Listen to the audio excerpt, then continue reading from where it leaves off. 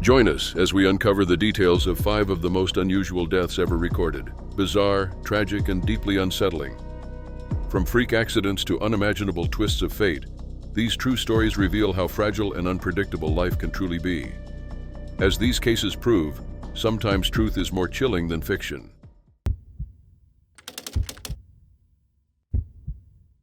The case of Bernd Jürgen Brandes is among the most chilling ever recorded in modern Europe. It exposed a deeply troubling mix of psychological suffering, nauseating fantasies, and a disturbing form of consensual violence. Though not widely discussed in polite society, the events of March 9, 2001 remain an enduring example of the extremes of human behavior. Bernd Jürgen Brandes was born on January 19, 1958, in Berlin-Schöneberg. He was the only child of a wealthy family. Bernd had a privileged yet emotionally unstable upbringing. At just 5 years old, he lost his mother in a car crash. Raised primarily by au pairs after his father remarried, Bernd grew increasingly distant from his family.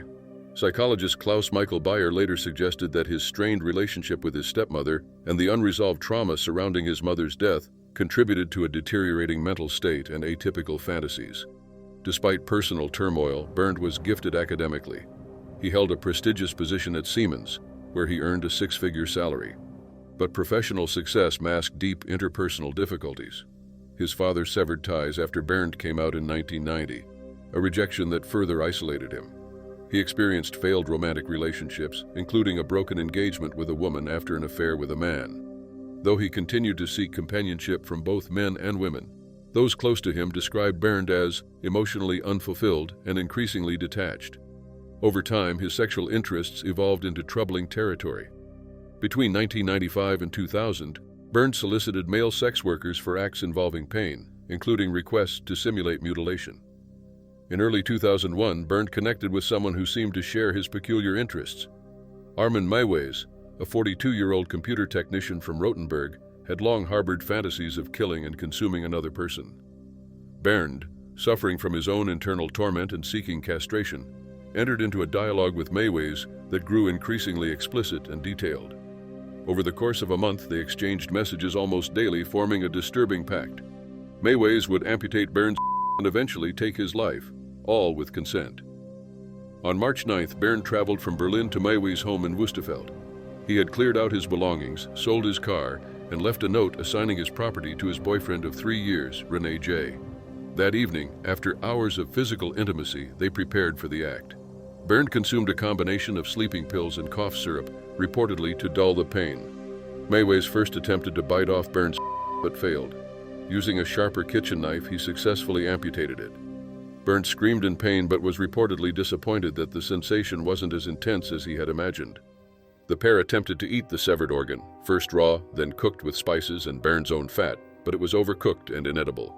Eventually, it was fed to Meiwes' dog. Bernd, losing blood rapidly, lay in a bathtub for hours. Meiwes checked on him periodically, at one point reading a Star Trek novel in another room. Bernd slipped in and out of consciousness, his condition worsening. In the early morning hours, he collapsed after trying to stand. Believing Bernd might be dead, Meiwes tied him to a table and began the dismemberment. Upon reviewing video footage later, Meiwes realized Bernd may have still been breathing during the initial stages. Eventually, Meiwes stabbed Bernd in the throat, ending his life. Over the following months, Meiwes consumed approximately 20 kilograms of Bernd's flesh, storing body parts under pizza boxes in his freezer and burying bones in his garden. He claimed he had assimilated parts of Bernd and even believed his memory and skills had improved as a result. Bernd's disappearance initially went unnoticed. His boyfriend was the only one who cared enough to file a missing person report. He did so on March 12th, but there were no immediate leads. It wasn't until over a year later, July 2002, that a university student stumbled upon one of Meiwes' new online ads and contacted authorities. Meiwes was arrested in December 2002. Police discovered remains and a massive cache of media storage, including the now infamous 4-hour videotape documenting the events of that night. Meiwes admitted to the killing, asserting that it had been consensual. His case shocked the world and challenged legal frameworks in Germany, where cannibalism was not explicitly illegal. He was eventually convicted of murder and disturbing the peace of the dead. As for Bernd, he was buried quietly outside Berlin in a private ceremony, attended only by close friends, his partner, and law enforcement. His life, marked by early trauma and emotional isolation, ended in a horrifying tragedy that continues to haunt public consciousness.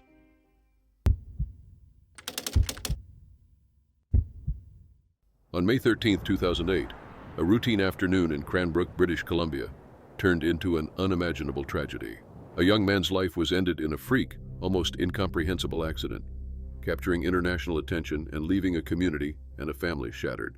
Isaiah Otieno was a 23-year-old Kenyan student studying business at the College of the Rockies. The son of Dalmas Otieno, Kenya's then Minister for Public Service, Isaiah had arrived in Canada 2 years prior. At 6'9", he was a distinctive figure in the small town of Cranbrook. Known for his intelligence, leadership, and ambition, he was working toward a future in business or tourism with aspirations to one day return home and help lead Kenya's growth. Despite facing challenges in a community not used to cultural diversity, Isaiah charmed those around him with his warm presence and entrepreneurial drive. He worked as a bouncer, studied diligently, and formed close friendships, building a life far from home. It was May 13, 2008, and Isaiah was walking to the post office, planning to mail documents related to his lost passport. He had spoken to his father on the telephone just an hour earlier. Everything was supposed to be fine, routine. But what followed was a catastrophe that no one could have foreseen. As Isaiah walked, a Bell 206 Jet Ranger helicopter, chartered by BC Hydro and operated by Bighorn Helicopters, was conducting a routine patrol to survey power lines in a nearby subdivision. On board were pilot Edward Hebe, 57, and BC Hydro employees Dirk Rosenboom, 45, and Robert Lehman, 37.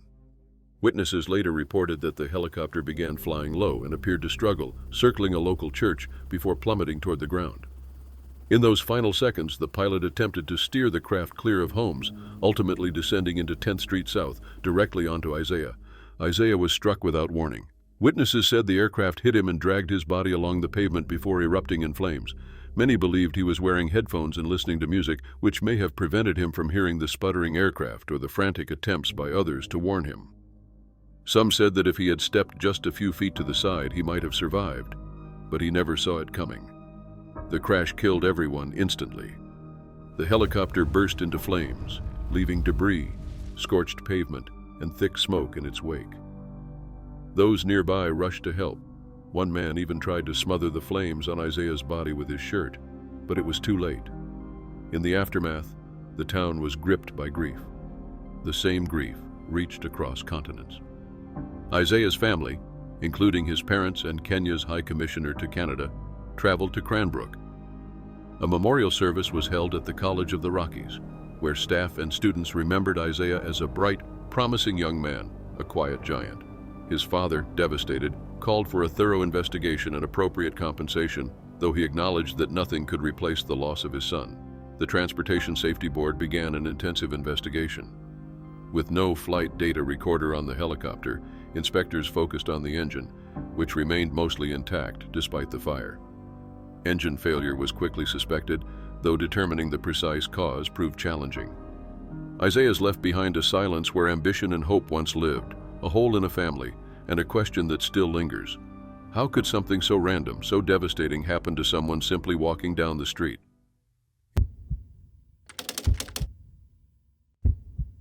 In 2013, a tragic and highly unusual incident occurred at Lake Shestakov in Belarus. A 60-year-old fisherman from Brest died after a sudden and violent encounter with an animal that people usually have no reason to fear. It was one of the rarest fatal animal attacks ever recorded in the region. The man was on a casual outing with friends, unaware that a brief attempt to capture a photo of a wild animal would cost him his life. The 60-year-old fisherman, whose name was not released at the request of his family, had traveled with 2 friends to the lake located west of the capital of Belarus, Minsk. A passionate outdoorsman, he enjoyed fishing trips. That day, as they drove toward the lake, they spotted a beaver along the roadside. Curious and seemingly unafraid, the animal lingered near the water's edge. The man stopped the car and approached the beaver, camera in hand. Attempting to get closer, he reached toward it, possibly trying to grab it for a better shot. Instead of fleeing, the beaver did something no one could have foreseen. The animal lashed out. With shocking force, it bit into the man's thigh. The beaver's razor-sharp incisors tore into soft tissue and sliced through the femoral artery, a major blood vessel critical for survival. Blood surged from the wound, quickly soaking the man's clothes and pooling at his feet. His friends acted immediately, trying to stop the bleeding with makeshift bandages, but the injury was devastating. Despite their frantic efforts, the bleeding could not be controlled. They rushed him to the nearest medical facility, a small clinic in the village of Ostromachevo. But by the time they arrived, the man had lost too much blood. He was pronounced dead on arrival. The attending doctor, Leonti Sulim, later photographed the horrific wound, describing it as unlike anything he had ever seen. The attack was the first and only recorded human death caused by a beaver in Belarus. Beavers are not generally considered dangerous to humans. The Eurasian beaver, common in Belarus, can grow to around 1 meter in length and weigh up to 30 kilograms. Their powerful front teeth, evolved for gnawing through wood, are capable of inflicting serious injuries. While attacks are rare, they can occur when the animal feels threatened or is infected with rabies. Beavers are territorial and may react aggressively if they perceive an intrusion, particularly during spring when young are driven out to establish new territory. Wildlife experts later suggested the attacking beaver may have been rabbit, as its bold, aggressive behavior was abnormal. The fatality came amid a surge in beaver-related incidents in Belarus. Once nearly extinct in Europe, beavers had rebounded, with the Belarusian population reaching around 80,000 by 2013. The increase led to more frequent encounters with humans, often near towns, schools, and homes. Emergency services had even begun responding to reports of aggressive beavers by driving them away with fire hoses. The man's death sparked both grief and caution. Experts stressed that such attacks remain exceedingly rare, but also acknowledged that human encroachment into natural habitats raises the risk of conflict. This incident stands as a much-needed reminder of how even seemingly benign wildlife can become deadly under the right, or rather wrong, circumstances.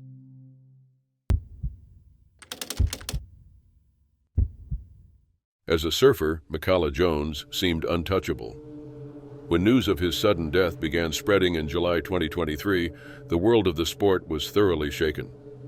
A pioneer in capturing the beauty of barreling waves from within, Mikala died while doing what he loved most, riding waves off the remote Mentawai Islands of Indonesia. Though experienced and careful, the remote conditions and the nature of the accident proved fatal. Born in Kailua, Hawaii, Mikala began surfing at a young age and quickly rose through the ranks of amateur competitions, winning 2 national championships. His talent and passion took him to surf breaks across the globe: Tahiti, Fiji, South Africa, and the Galapagos. In the early 2000s, he moved to Bali with his wife Emma and their growing family, eventually splitting time between Indonesia and Hawaii. More than just a competitive surfer, Mikala became renowned for his artistic eye. He pioneered first-person surf photography, eventually becoming known for jaw-dropping GoPro footage that offered a window into the tube of the wave, a perspective that captivated the global surf community. On the morning of July 9, 2023, while staying at the Aware Resort in North Sapporo with his family, Mikala went out to surf one of the region's celebrated but isolated breaks. Around 9:15 a.m., he suffered a freak accident. While the exact mechanics remain uncertain, reports indicate that he sustained a 10-centimeter wound to his left groin, likely caused by the fin of his surfboard. The cut severed his femoral artery, a critical blood vessel that supplies blood to the leg. According to medical experts, such an injury can cause a person to bleed out in minutes without immediate medical intervention. Due to the remoteness of the location and limited access to emergency care, Mikala succumbed to his injuries before help could arrive. The surfing community was devastated. Tributes poured in from every corner of the globe. His daughter Isabella confirmed the news on Instagram, expressing disbelief and sorrow while honoring his passion and spirit. She shared photos of their time together and thanked him for the life lessons and love he gave. Her message was filled with raw grief, but also pride in who her father was, a man who died doing what he cherished most. Mikala's death triggered an outpouring of emotion from friends, fans, and fellow surfers. Surfing legend Mick Fanning described him as an explorer, a pioneer, and above all, a devoted father and husband. Renowned surf photographer Brian Bielman remembered him as an incredible artist and a beautiful soul. He remarked on how much Mikala had achieved in his 44 years, both in his career and personal life. Throughout his career, Mikala contributed profoundly to the art of surf photography. He wasn't content to be filmed. He wanted to document the experience himself. Starting in the 1990s, He mounted cameras to his board and eventually adopted GoPro technology to create immersive 360-degree imagery from inside waves. One photo, featured on the cover of the Surfer's Journal, was praised by experts as one of the most technically and artistically perfect surf photographs ever taken. McCullough is survived by his wife Emma, daughters Bella and Violet, his father Dr. John Jones, an older sister, and 2 younger brothers. His mother passed away in 2011. Despite the immense sorrow following his death, McCullough's legacy lives on in the waves he rode, the art he created, and the lives he touched.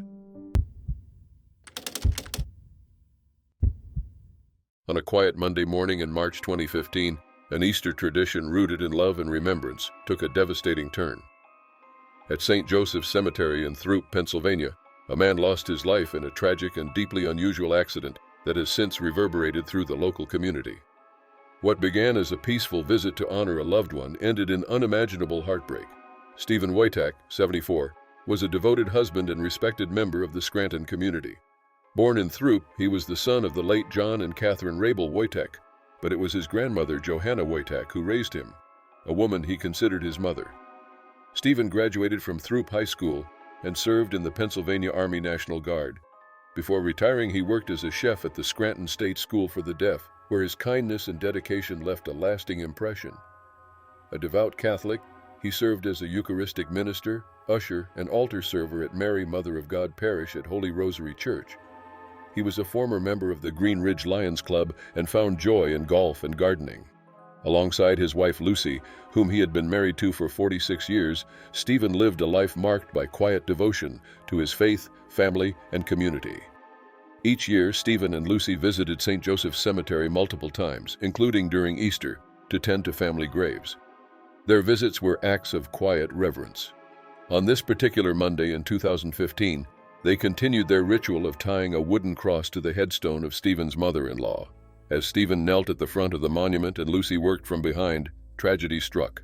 Without warning, the granite headstone, estimated to weigh between 300 and 600 pounds, toppled forward. The soft, thawing spring soil beneath it had shifted, likely causing the base to become unstable.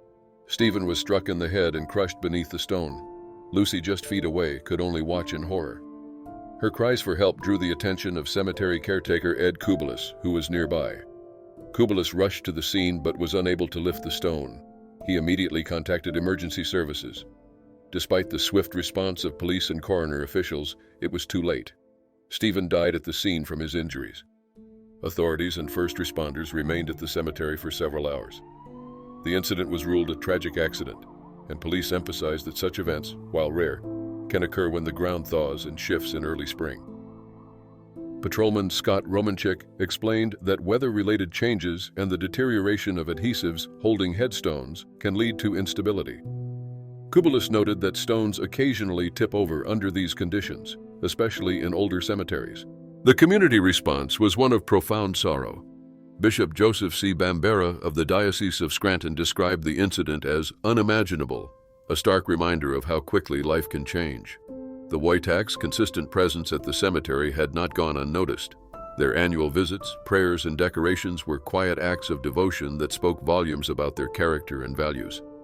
Stephen's funeral was held at Mary, Mother of God Parish, where he had served so faithfully. He was laid to rest in the same cemetery where his life ended so suddenly. He is survived by his wife Lucy, a niece, an aunt, and several cousins. He was also preceded in death by his beloved grandmother and a brother. What happened that day was the sudden loss of a man whose life was built on service, humility, and love. His death, marked by both its shocking nature and the poignancy of its setting, left a lasting impact on all who knew him.